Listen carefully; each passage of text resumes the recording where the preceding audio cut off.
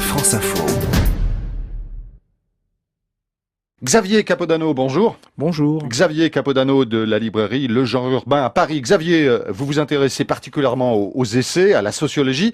On va donc en parler dans quelques secondes. Mais d'abord un petit mot sur ce débat autour du projet de publication des pamphlets antisémites de Céline, abandonné finalement par Gallimard devant la levée de boucliers, notamment d'associations juives.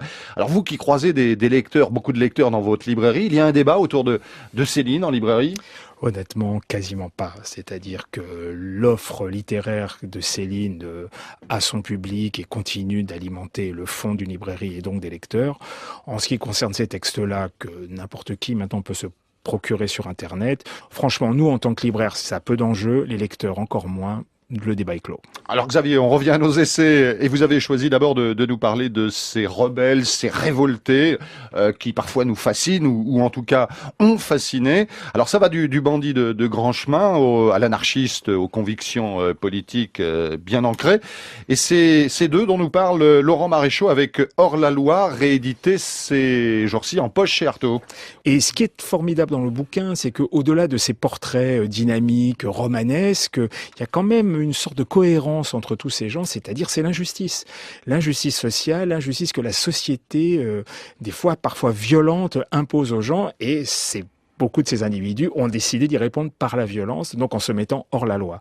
Donc c'est très dynamique, c'est très joli comme bouquin, c'est tout public, ça se lit très bien, on peut prendre chapitre dans tous les sens. Un livre vraiment chouette pour démarrer cette rentrée. Et Laurent Maréchaux apparemment les aime, c'est hors la loi. Il disait en 2009, au moment de la sortie du livre en grand format, les hors la loi sont une soupape de sécurité et sont un facteur de progrès d'une société. Hors la loi de Laurent Maréchaux, c'est publié en poche chez Artaud. Xavier, les essais sur les rêves sont nombreux, en tout cas sur le terrain de la psychanalyse et des neurosciences. Là, c'est, je crois, inédit. Un chercheur, un sociologue nous propose un essai sur l'interprétation sociologique des rêves. Ça s'appelle l'interprétation sociologique des rêves. C'est signé Bernard Lahire et c'est publié à la Découverte. Bernard Lahire, il faut dire un petit mot sur lui. C'est un très grand sociologue qui s'inscrit dans la tradition depuis les pères fondateurs, depuis Durkheim. Il sera vraiment dans ce panthéon-là. Après Bourdieu, c'est une évidence. Donc il s'attaque à quelque chose d'énorme. D'un côté, un champ, les rêves, qui a été pris et présenté et même mis en avant par la psychanalyse, Freud en tête, et de l'autre côté, les neurosciences qui étudient beaucoup de ça. Donc, il se pose cette question, est-ce qu'on peut mettre du social dans cette réalité du rêve, qui est quand même un acte très individuel? C'est-à-dire, il s'interroge, est-ce qu'on a les mêmes rêves si on est ouvrier ou si on est grand bourgeois ou peu importe? Alors, évidemment, il s'intéresse sur cette question en disant que l'expérience sociale que nous avons en journée, eh ben, effectivement, on peut faire l'hypothèse qu'elle se reproduit la nuit pendant que nous rêvons, mais il s'aperçoit très vite que les outils méthodologiques qu'il a à ses dispositions sont tout à fait à repenser. Puisqu'il a une phrase formidable, il dit que le rêve, c'est une communication de soi vers soi.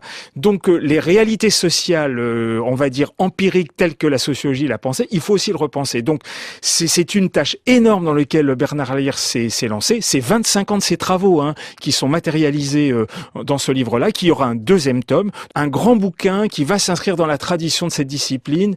Vraiment un livre très important. L'interprétation sociologique des rêves de Bernard Lahire, c'est publié à la Découverte. Xavier, une bande dessinée a retenu votre attention.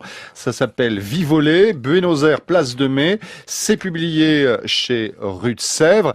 Et cette bande dessinée nous parle de ces enfants volés par la dictature argentine à la fin des années 70. Oui, le contexte est entre 1977 et 1983. La dictature argentine a été au summum de sa puissance et de sa violence. Donc on estime à peu près 30 000 morts sous la torture et sous les arrestations. Et il y a eu ce fait supplémentaire, c'est-à-dire que des enfants ont été volés, on les chiffre à peu près à 500, à des mères dont le mari avait été tué pour les mettre dans les bonnes familles. Voilà le contexte. Et en Espagne, ça a été également fait par la dictature de Franco. Donc voilà, des années plus tard, on va suivre la vie de deux jeunes qui, un a beaucoup de doutes sur son passé, l'autre pas du tout. Ils vont faire un test ADN et effectivement, il y en a un des deux qui va découvrir que les parents ne sont pas ses parents. Et je n'en dis pas plus, une bande dessinée fine, intelligente, qui nous apprend beaucoup de choses, un beau moment de lecture. Je signale également chez ce même éditeur Rue de Sèvres une adaptation du roman de Sorge Chalandon, Mon Traître, adapté par le dessinateur Pierre Alary, et c'est sorti quasiment en même temps que Vivolet. Merci Xavier Capodano de la librairie Le Genre Urbain, c'est à Paris, et c'est l'une des librairies du réseau lalibrairie.com. Merci Xavier. Merci à vous.